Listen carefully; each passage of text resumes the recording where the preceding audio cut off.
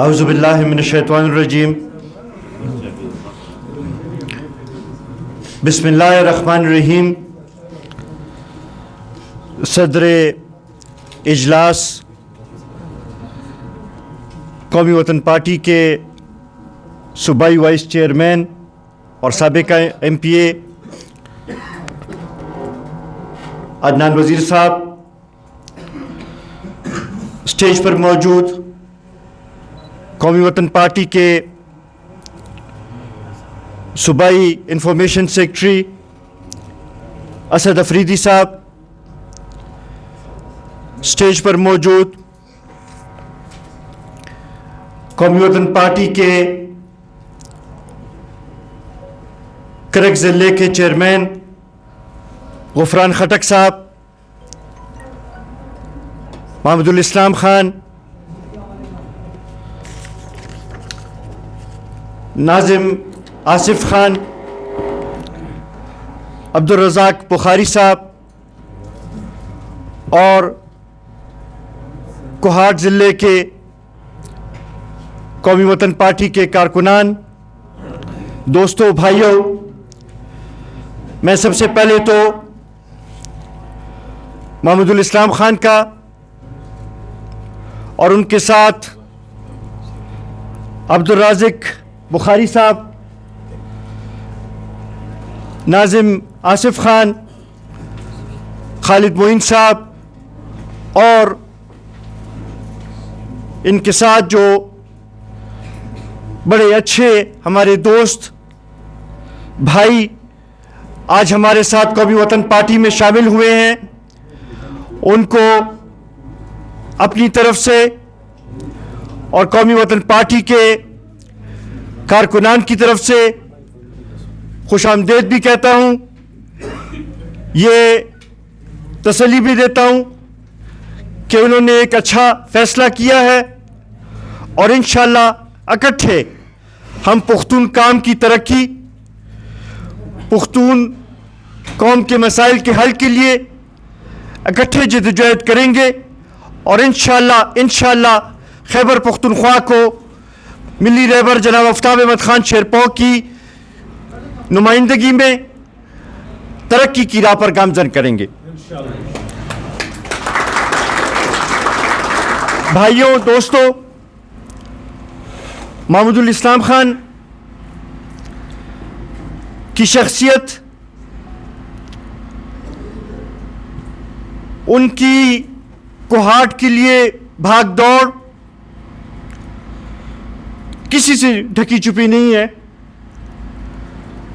और इन जैसे मुखलिस कारकुन पार्टी का सरमाया होते हैं। ये आज मेरे लिए एजाज़ की बात है कि महमूदुल इस्लाम खान दोबारा अपने घर वापस आ गए हैं और मैं ये समझता हूँ कि इससे कोहाट में हमें बहुत बड़ी तक़वियत मिलेगी। इनके साथ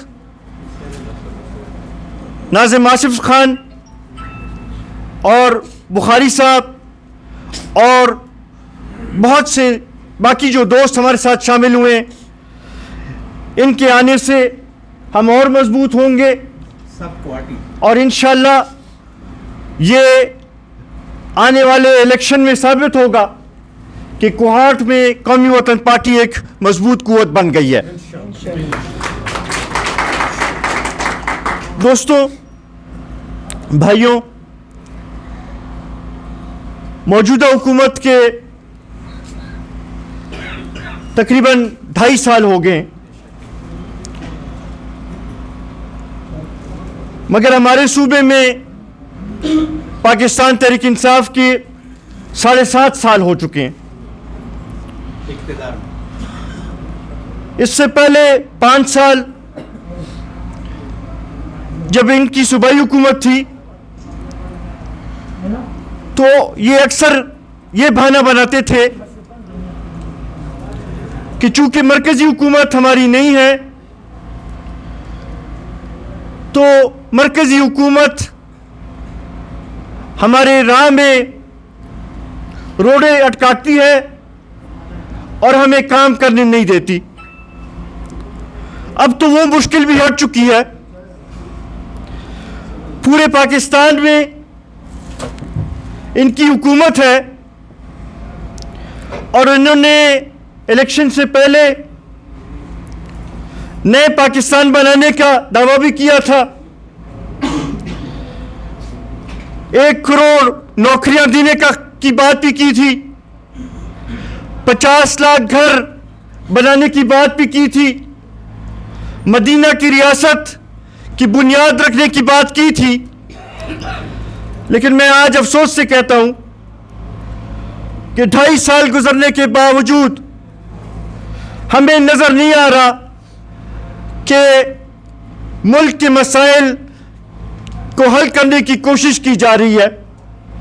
बल्कि अगर मैं ये कहूं कि इन 2.5 सालों में लोगों की मुश्किलात में इजाफा हुआ है, कमी नहीं आई, तो मेरे ख्याल में ये गलत नहीं होगा। आज अगर हम इस को देखें कि खारजा पॉलिसी के हवाले से हम पूरी दुनिया में तने तनहा रह चुके हैं। वो दोस्त, वो ममालिक जो हर हाल में हमारा साथ देते थे, सऊदी अरब जैसे ममालिक जिन्होंने हर सख्ती में हमारा साथ दिया, आज वो भी हमें छोड़ चुके हैं और हम अकेले दुनिया में खड़े हैं। दाखिली पॉलिसी की तो अभी तक हमें कुछ समझ ही नहीं आई कि ये किस तरफ इस मुल्क को ले जाना चाहते हैं। वो इमरान खान जो कि कहता था कि मैं कभी कर्ज नहीं लूंगा,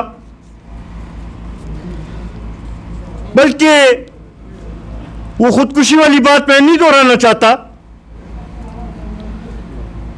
आज उसी इमरान खान की हुकूमत में 14,000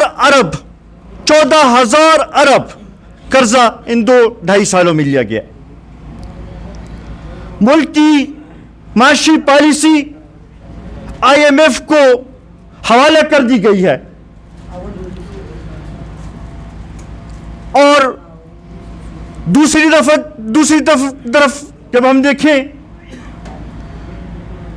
तो महंगाई में दिन ब दिन इजाफा होता जा रहा है। मेरे ख्याल में आज एक भी ऐसा घर नहीं जो ये कह सके कि महंगाई ने उनको मुतासिर नहीं किया। महंगाई उरूज पे है। इससे पहले महंगाई होती थी, लेकिन एक नर्ख मुकर्रर हो जाता था। लोगों को पता होता था कि जी आटा 10 रुपए महंगा हो गया, चीनी 10 रुपए महंगी हो गई है। ये हुकूमत जब से आई है, आज जिस नर्ख पे आटा खरीदेंगे, कल आपको उस नर्ख पे आटा नहीं मिलेगा। आज जिस नर्ख पे आप चीनी खरीदेंगे, कल चीनी आपको उस नर्ख पे नहीं मिलेगी। हत्ता ये कि 300% अद्वियात में भी इजाफा हो चुका है। 300%। आज सुबह मैं देख रहा था कि एक तरफ वज़ीर आज़म साहब का बयान था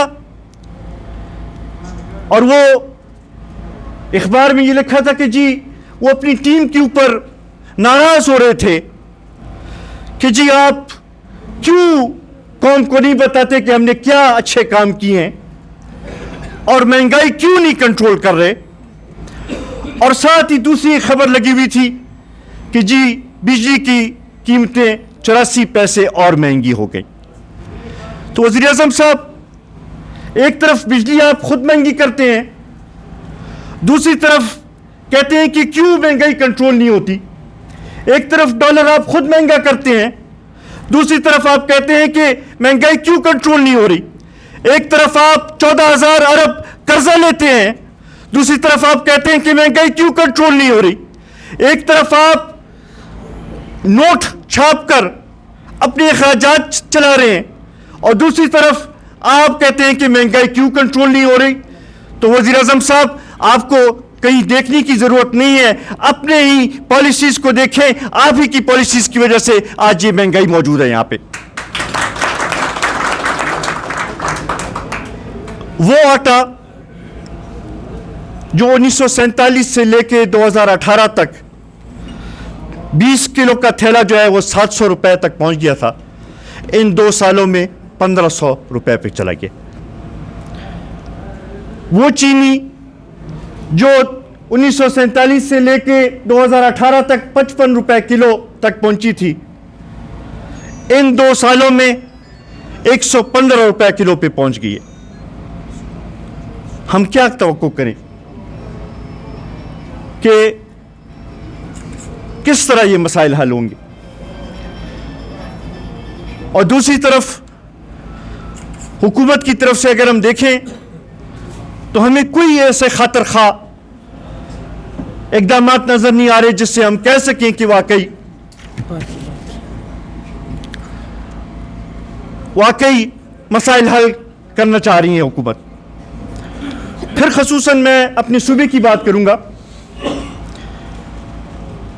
अभी तो वो बहाना भी इनका ख़त्म हो गया कि जी मरकज़ी हुकूमत हमारी नहीं है और वो हमें फंड्स नहीं देती।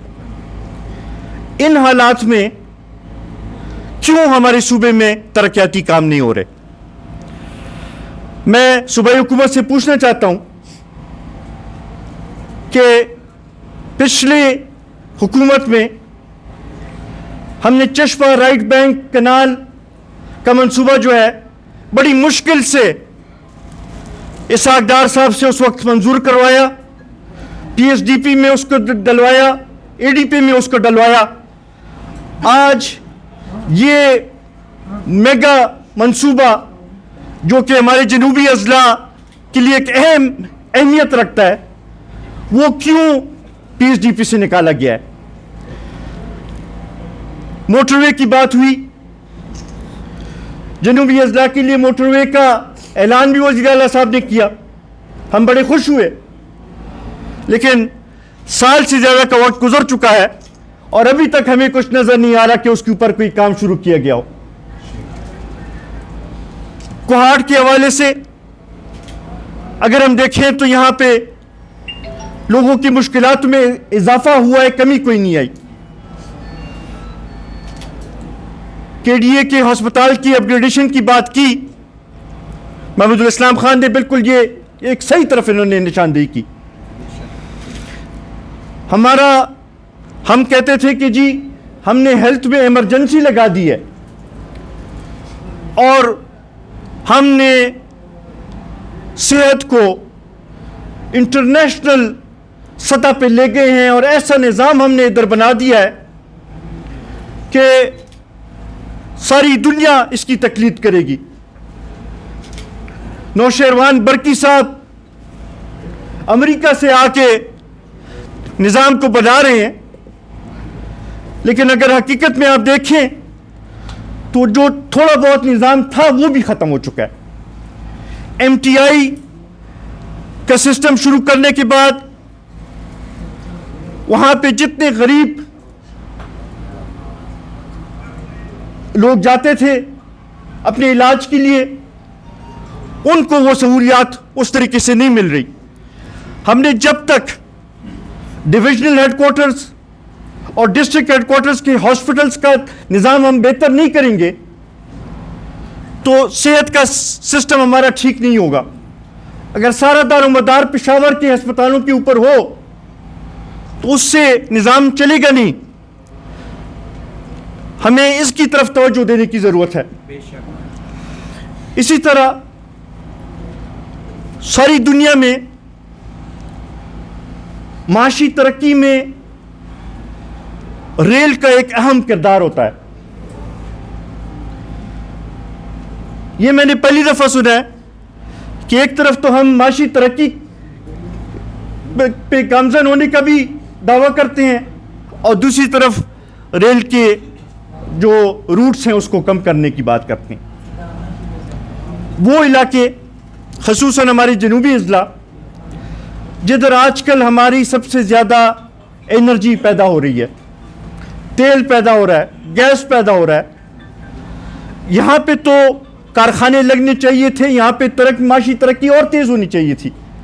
दुनिया में जहाँ एनर्जी होती है, जहाँ बिजली होती है, जहाँ पे गैस होता है, जहाँ पे तेल होती है, वो इलाके तरक्की करते हैं, वो मुल्क तरक्की करते हैं। हम वो बदकिस्मत सूबा हैं कि बिजली भी अपनी ज़रूरत से ज़्यादा पैदा करते हैं, तेल भी अपनी ज़रूरत से ज़्यादा पैदा करते हैं, गैस भी अपनी ज़रूरत से ज़्यादा पैदा करते हैं, और उस पे कारखाने और सूबों के चल रहे हैं, हमारे लोगों को उसमें रोज़गार नहीं मिलता। हमें इस तरफ तवज्जो देने की ज़रूरत है। सूबाई हुकूमत से मैं ये समझता हूँ कि उनको अपने खौल से बाहर निकलना पड़ेगा। रिमोट कंट्रोल से सूबे को इस्लामाबाद से नहीं चलाया जा सकता। अगर आपने यहाँ पे खैबर पख्तूनख्वा के मसाइल हल करने हैं तो आपने सूबाई हुकूमत को बाइख्तियार बनाना होगा, तभी जाके ये मसाइल हल होंगे। आज यही वजह है कि 2-2.5 सालों में लोग मायूस हो चुके हैं। लोग ये समझते हैं कि ये सेलेक्टेड हुकूमत जो है ये अवाम के मसाइल हल नहीं कर सकती। जाली सियासतदान लोगों के मसाइल हल नहीं कर सकते, मुल्क को नहीं चला सकते। आज यही वजह है कि सारी ओपोजिशन पाकिस्तान डेमोक्रेटिक मूवमेंट के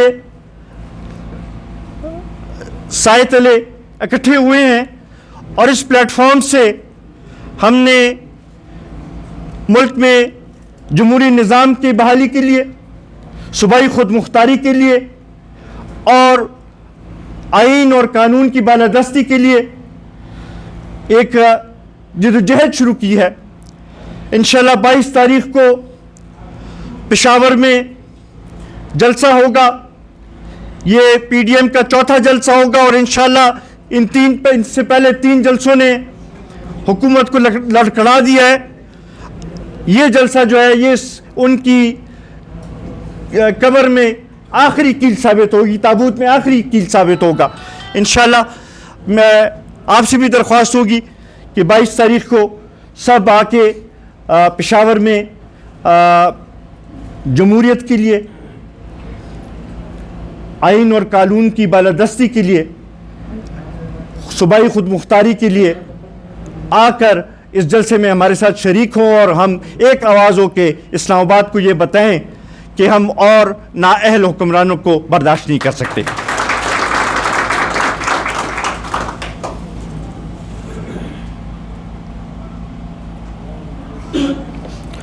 यहाँ पे लियाकत मेमोरियल अस्पताल के इमारत की तामीर के लिए मंजूरी तो दी गई, लेकिन अभी तक उसको फंड्स नहीं दिए गए और उसके ऊपर ना काम शुरू किया गया है। इस पे भी हम अफसोस का इजहार भी करते हैं और उसकी हम मजम्मत भी करते हैं और मुतालबा करते हैं कि जितने जल्द हो सके उसके ऊपर काम शुरू हो सके। मैं आखिर में एक दफ़ा फिर महमूदुल इस्लाम खान, आसिफ खान नाजिम साहब, बुखारी साहब और बाकी सब दोस्तों का बड़ा मशकूर हूँ कि इन्होंने जो आज मिली रहबर पर एतमाद का इजहार किया, कौमी वतन पार्टी में शमूलियत इख्तियार की। मैं उस पर इनका बेहद मशकूर हूँ। इंशाअल्लाह आपकी विसातत से कोहाट के लोगों को ये तसल्ली दिलाना चाहता हूँ कि और कोई अगर आपका पूछे या ना पूछे, कौमी वतन पार्टी आपकी ज़रूर आवाज़ बनेगी, आपकी तर्जुमानी करेगी और आपके मसाइल के हल के लिए हर किस्म की कुर्बानी से दरेग नहीं करेगी। मैं आखिर में एक दफ़ा फिर सब दोस्तों का मशकूर